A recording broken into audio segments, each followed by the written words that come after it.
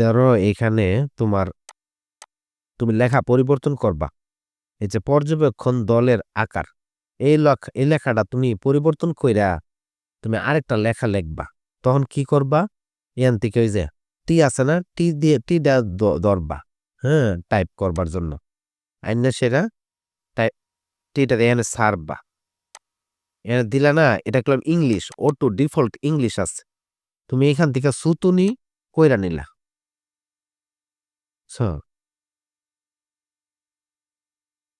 দেখবা সুতুনি এম যে কই আছে, হ্যাঁ, নর্মালটা রেগুলারটা। এই যে সুতুনি এম যে রেগুলার, একটা হলো বোল্ড, একটা হলো ইটালিক আছে। তো কাজ দেখেন রেগুলার। এখন কি হয়েছে, আবার কন্ট্রোল অল্টার বি দিয়া তুমি বাংলা ফ্রন্ট আইনা নিলা। এখন তোমার এখানে ধরো কি লিখবা, এর দুই আছে, দুইটাও তুমি থাকবো, নাইলে তুমি যদি চাও লেখা নিবা দুই, এবার দুই লেখলা। লেখা এখানে ধরো তুমি কথার কথা খাবার খাওয়া এবং বিশ্রাম করা এটাই লিখবা, হ্যাঁ, ওই লাইনটা বাদ দিয়া। উদাহরণস্বরূপ আর কি, খাবার খাওয়া এবং, আচ্ছা, খাবার খাওয়া, আচ্ছা, খাবার বানানটা হয় নাই, খাবার লেখাটা উঠে নেই, খাবার খাওয়া এবং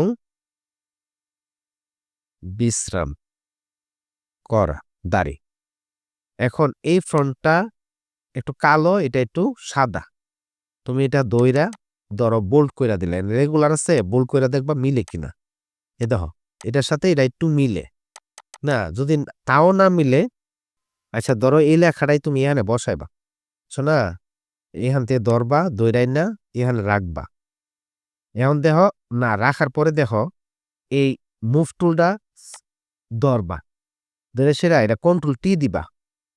টি দিলে দেখো, হ্যাঁ, ট্রান্সফর্ম আকারে আইসা পড়ছে। এখন তুমি তুমি টাইম না বড় ছোট করতে পারো, বুঝছো নি, টাইম না বড় ছোট করতে পারো। এখন তুমি এটা দেখবা আস্তে আস্তে তোমার ওই লেখাটার সাথে মিল কতটুকু আসে, কতটুকু সাইজ আসে। ওই যে দুইটা দেখছো নি, আমরা এটা ছোট আছিল ফ্রন্ট সাইজ, এখন তো এই দুইটার সাইডে সাইজ আমি মিলাই দিলাম, দুইটার সাথে একটা অক্ষর মিলাইলি হয়ে যাও।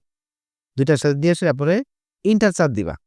দেওয়ার পরে তুমি মার্কিউ টুলটা সিলেক্ট করবা, কইরা এখানে ব্যাকগ্রাউন্ড আছে না, যে ব্যাকগ্রাউন্ডটা আমরা উপরে লেখা আছে একটা লেয়ার, বুঝছো, তো আমরা ব্যাকগ্রাউন্ড লেয়ারে চাপ দিব, দিয়ে সেরা এই যে নিচে এটা যতটুকু আমরা ডিলিট করতে চাই নিচের লেখাটা ততটুকু সিলেক্ট করুন, কইরা সেরা ডিলিট চাপুন।